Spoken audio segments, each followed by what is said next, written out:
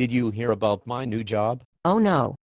What are you doing now? I've been promoted to Futurist. What's that? I'm a podunk symphony orchestra's expert on the future. Why would an organization in profound denial about the present need an expert on the future? The present is old news.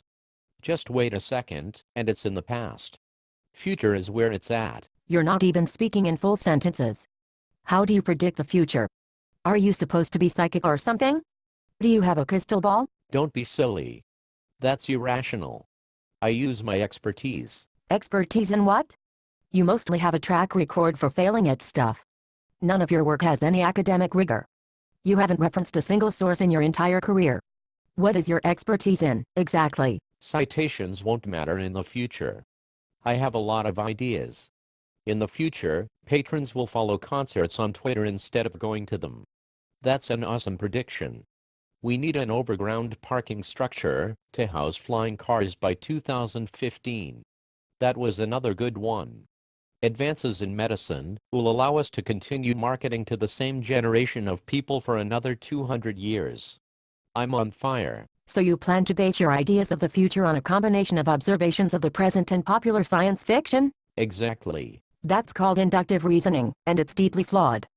There's no guarantee that any pattern or trend will continue. Just look at CD sales. In 1990, you'd probably have observed that they would carry on increasing forever. You're just pulling fictional statements out of your ass. There's no need to be crude.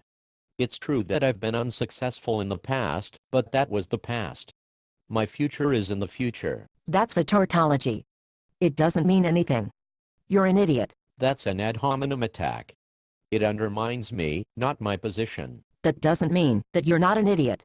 Isn't this just a scam where nobody can tell that you're bad at your job until after you've been paid? Oh no. I've thought of that. They'll never find out that I'm bad at my job.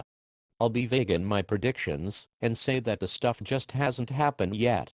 Anyway, there's no evidence that my predictions will be wrong. That doesn't mean that they are right. The absence of evidence isn't the same thing as evidence of absence. The only responsible thing for you to do is to admit that you can't know what will happen, so that the organization can prepare itself for a variety of outcomes. Whatever.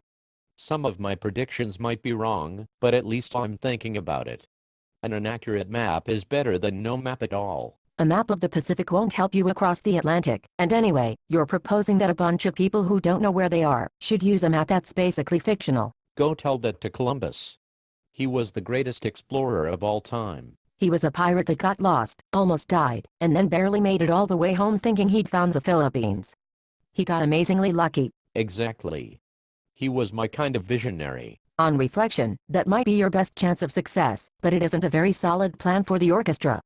At a time when all our competitors are either trying to find a way to continue living in the past, or building a business to function in an imaginary vision of the future, we could have a huge competitive advantage by simply being realistic about the present, and abandoning our sentimental attachment to outmoded rituals and institutions that are not essential components of our core activity. That doesn't sound like very much fun to me.